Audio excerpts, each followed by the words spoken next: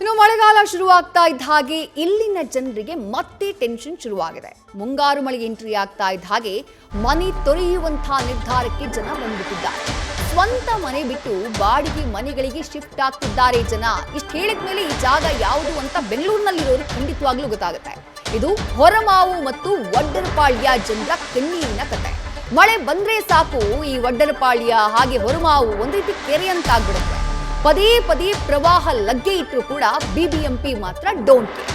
City rounds ವೇಳೆ ಈ ಪ್ರದೇಶಗಳಿಗೆ ಭೇಟಿ ಕೊಟ್ಟಿದ್ದಾರೆ ಡಿಕೆ ಶಿವಕುಮಾರ್. ಧೈರ್ಯವನ್ನ ತುಂಬಿದ್ದಾರೆ. ಆದ್ರೂ ಮತ್ತೆ ನೆರೆ ಬಂದ್ರೆ ಹೇಗೆ ಅನ್ನುವಂತಹ ಭೀತಿ ಈ ಹೊರಮಾವು ಹಾಗೆ ವಡ್ಡರಪಾಳ್ಯದ ಜನರಿಗೆ ಕಾಡ್ತಾ ಇದೆ.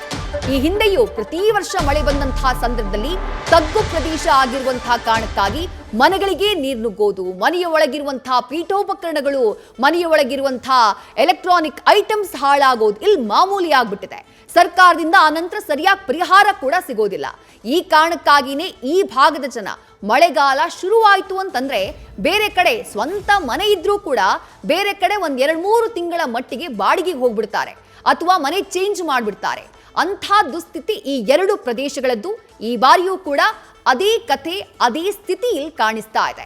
ಡಿಸಿಎಂ ಡಿಕೆ ಶಿವಕುಮಾರ್ ಮೊನ್ನೆಯೇ ಭೇಟಿಯನ್ನ ಕೊಟ್ಟರು. ಏನೇನ್ ಪ್ರಿಪರೇಷನ್ ಅನ್ನ ಈ ಭಾಗದಲ್ಲಿ ಮಳೆ ನೀರು ನಿಲ್ಲದ ಹಾಗೆ ಮಾಡಿಕೊಳ್ಳಲಾಗ್ತಾ ಇದೆ ಅನ್ನುವಂಥದ್ದನ್ನ ಪರಿಶೀಲನೆ ಮಾಡಿದ್ರು. ಜೊತೆಗೆ ಸ್ಥಳೀಯ ನಿವಾಸಿಗಳಿಗೆ ಧೈರ್ಯವನ್ನ ಕೊಡುವಂತಹ ಕೆಲಸವನ್ನ ಕೂಡ ಮಾಡಿದ್ರು. ಆದ್ರೂ ನಿವಾಸಿಗಳಲ್ಲಿ ಆತಂಕ ಮಾತ್ರ ಕಡಿಮೆಯಾಗಿಲ್ಲ.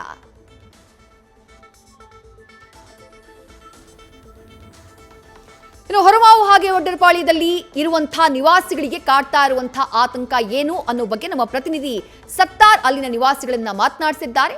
ಬನ್ನಿ ನೋಡೋಣ.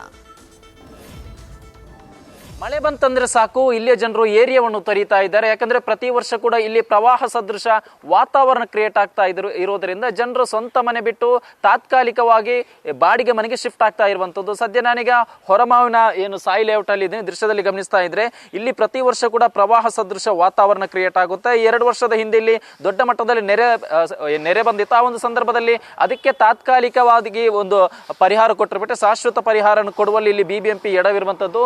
ಇದರಿಂದ ಮಳೆ ಬಂತಂದ್ರೆ ಸಾಕು ಜನರು ಏನು ಈ ಒಂದು ಏರಿಯಾವನ್ನು ಬಿಟ್ಟು ಪಕ್ಕದ ಏರಿಯಾಗಳಿಗೆ ಹೋಗ್ತಾ ಇರುವಂತದ್ದು. ಸದ್ಯ ನೀವು ಗಮನಿಸ್ತಾ ಇದ್ರೆ ಎಲ್ಲಂದ್ರಲ್ಲಿ ಟೂಲೆಟ್ ಬೋರ್ಡ್ ಕೂಡ ಕಾಣಿಸ್ತಾ ಇದೆ. ಯಾಕಂದ್ರೆ ಇಲ್ಲಿ ಸರಿಸುಮಾರು 1,000 ಮನೆಗಳಿದ್ದು ಜನರು ಅನಿವಾರ್ಯವಾಗಿ ಆ ಒಂದು ಕ್ಷಣಕ್ಕೆ ಮಳೆಯ ಏನು ನೆರೆಯ ಭೀತಿಯಿಂದ ತಾತ್ಕಾಲಿಕವಾಗಿ ನೆಂಟರ ಮನೆ ಆಗಿರ್ಬೋದು ಅಥವಾ ಅಕ್ಕಪಕ್ಕದ ಏರಿಯಾಗಳಿಗೆ ಶಿಫ್ಟ್ ಆಗ್ತಾ ಇದ್ದಾರೆ. ಇನ್ನೊಂದು ಕಡೆ ನೀವು ಗಮನಿಸ್ತಾ ಇದ್ರೆ ಎಲ್ಲಂದರಲ್ಲಿ ಕೂಡ ಸದ್ಯ ಕೆಲವೊಂದು ಮನೆಗಳಿಗೆ ಈಗಾಗಲೇ ಬೀಗ ಬಿದ್ದಿರುವಂತದ್ದು. ಜನರು ಮುಂಜಾಗ್ರತವಾಗಿ ಈ ಒಂದು ಏರಿಯಾವನ್ನು ತರೀತಾ ಇದ್ದಾರೆ. ಅದು ಅನಿವಾರ್ಯ ಕೂಡ. ಯಾಕಂದ್ರೆ ಪ್ರತಿ ವರ್ಷ ಕೂಡ ಜನರು ಇಲ್ಲಿ ಪ್ರತಿ ವರ್ಷ ಕೂಡ ಮಳೆ ಬಂದಾಗ ಪ್ರವಾಹ ಸದೃಶ ವಾತಾವರಣ ಕ್ರಿಯೇಟ್ ಆಗುವುದರಿಂದ ಜನರಲ್ಲಿ ಎಲ್ಲ ಒಂದು ಕಡೆ ಭೀತಿ ಕೂಡ ಶುರುವಾಗಿರುವಂತದ್ದು. ತಮ್ಮ ಮನೆ ಮುಂದೆ ನಿಲ್ಲಿಸಿದ ವಾಹನ ಕೂಡ ನೀರಿಗೆ ಮುಳುಗಡೆ ಆಗ್ತಾ ಇರುವುದರಿಂದ, ಅದರ ಜೊತೆಗೆ ಕೆಲವೊಂದು ವಾಹನ ಕೊಚ್ಚಿ ಹೋಗ್ತಾ ಇರೋ ಭೀತಿ ಇರುವುದರಿಂದ ಜನರು ತಾತ್ಕಾಲಿಕವಾಗಿ ಈ ಒಂದು ಏರಿಯಾವನ್ನು ತೊರೀತಾ ಇದ್ದಾರೆ. ಈ ಬಗ್ಗೆ ಮಾತನಾಡೋದಕ್ಕೆ ಇಲ್ಲಿಯ ಸ್ಥಳೀಯ ನಿವಾಸಿಯಾಗಿರುವಂತಹ ಮಂಜುನಾಥ್ ಅವರು ನಮ್ಮ ಜೊತೆ ಇದ್ದಾರೆ. ಅವ್ರನ್ನೇ ಮಾತನಾಡಿಸ್ಕೊಂಡು ಹೋಗ್ತೀನಿ. ಸರ್, ಇಲ್ಲಿ ಓವರ್ ಆಲ್ ಎಷ್ಟು ಮನೆ ಇದೆ ಸರ್? ಈಗ ಮಳೆ ಬಂದಾಗ ಎಷ್ಟು ಜನರು ಈ ತರ ಬೇರೆ ಕಡೆ ಶಿಫ್ಟ್ ಆಗ್ತಾ ಇದ್ದಾರೆ ಸರ್? ಇಲ್ಲಿ ಸುಮಾರು 1,000 ಮನೆ ಅಂತ ಇದೆ ನಮ್ಮ ಸಾಯಿ ಲೇಔಟಲ್ಲಿ. ಹೀಗಾಗಿ ಏನಾಗುತ್ತೆ ಅಂದರೆ ಪ್ರತಿ ವರ್ಷ ಇದು ನೆರೆ ಹಾವಳಿ ತಪ್ಪಿದ್ದಲ್ಲ ನಮಗೆ. ಹೀಗಾಗಿ ನಾವು ಓಡಾಡೋಕ್ಕೂ ತೊಂದರೆ ಆದಾಗ ಮತ್ತು ಜಲ ದಿಗ್ಬಂಧನ ಆಗ್ಬಿಡುತ್ತೆ. ನಾವು ಎಲ್ಲಿ ಹೋಗ್ಲಿಕ್ಕಾಗೋದಿಲ್ಲ, ಕುಡಿಯೋದಕ್ಕೂ ನೀರು ಸಿಗೋಲ್ಲ ಮತ್ತು ಬಳಕೆಗೂ ನೀರು ಸಿಗೋದಿಲ್ಲ. ಅಂಥ ಟೈಮ್ನಲ್ಲಿ ಏನಾಗುತ್ತೆ ಅಂದರೆ ಅನಿವಾರ್ಯವಾಗಿ ನಾವು ಬೇರೆ ಕಡೆ ಶಿಫ್ಟ್ ಆಗಲೇಬೇಕಾಗುತ್ತೆ. ಸುಮಾರು 1 ವಾರಗಟ್ಟಲೆ ನಾವು ನೆಂಟರ ಮನೇಲಿ ಇರ್ತೀವಿ, ಇಲ್ಲಾಂದರೆ ಬಾಡಿಗೆ ಮನೆ ಮಾಡಿಕೊಂಡು ಇರುವಂಥ ಪರಿಸ್ಥಿತಿ ಇದೆ ಸರ್. ಇಲ್ಲಿ ಪ್ರತಿ ವರ್ಷ ಇದ್ದಿದ್ದೆ ಇದು. ಇಲ್ಲಿ ಮುಖ್ಯವಾದ ಪ್ರಾಬ್ಲಮ್ ಏನು ಸರ್? ಈ ಒಂದು ಪ್ರವಾಹ ಸದೃಶ ವಾತಾವರಣ ಪ್ರತಿ ವರ್ಷ ಕೂಡ ಕ್ರಿಯೇಟ್ ಆಗುತ್ತೆ, ಏನು ಕಾರಣ ಅಂತ ಸರ್? ಕಾರಣ ಏನು ಅಂತಂದರೆ ಇದು ತಗ್ಗು ಪ್ರದೇಶ ಸ್ವಲ್ಪ. ಜೊತೆಗೇನಾಗಿದೆ ಅಂದರೆ ಇಲ್ಲಿ ಸುಮಾರು ಒಂದು ದೊಡ್ಡ ರಾಜಕಾಲುವೆ ಇದೆ. ಅದಕ್ಕೆ ಸಬ್ ರಾಜಕಾಲುವೆಗಳು ಒಂದು 3 ಇದೆ. ಈ ಕಡೆ ಶಿವಾಜಿನಗರ, ಯಲಹಂಕ ಮತ್ತು ಗೆದ್ದಳ್ಳಿ ಕಡೆಯಿಂದ ನೀರು ಸರಾಗವಾಗಿ ಹರಿದು ಬರುತ್ತೆ.